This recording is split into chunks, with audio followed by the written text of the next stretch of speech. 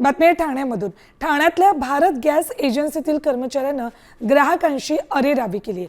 मराठीत बोलणार नाही, हिंदीत बोलणार। तुमच्यात हिंमत असेल तर सरकारला जाऊन सांगा, असंही त्यांना म्हटलंय। गॅस बुकिंग होत नसल्यानं ग्राहक एजन्सीकडे गेला होता।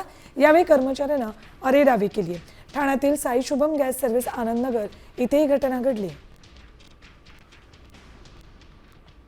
काय करायचं तो काय ती काय बोलते मॅडम? का विचारलं आम्ही उपाशी मारायचं का? आम्ही उपाशी मारायचं का? उपाशी मारायचं का? आम्ही उपाशी मारायचं का? निक बिक हे तुमची भाषा आहे ना, चालेल।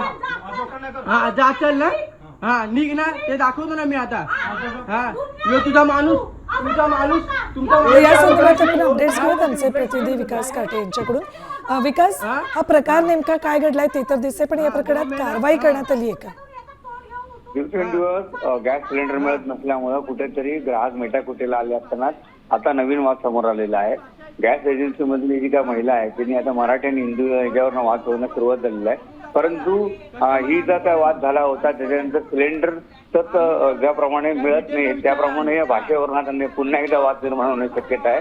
मनसेच्या वतीनं देखील थोड्याच वेळात या ठिकाणी ऍक्शन घेतली जाणार की अशा प्रकारची भाषा का वापरली जाते असा सवाल देखील विचारला जाणार आहे। एक तर सिलेंडर जे असणारी कमतरता आणि त्यामुळे अशा प्रकारच्या भाषेच्या केलेल्या वापरामुळे कुठेतरी ग्राहकांनी देखील नाराजी व्यक्त केलेली आहे। ठीक धन्यवाद संपूर्ण माहितीसाठी विकास। मराठीत नाही बोलणार धक्का द्यायचा अधिकार नाही तुम्हाला। कनेक्शन आहे क्या? आहे ना इथं कनेक्शन दाखवतो ना। हे काय कनेक्शन चेक कर।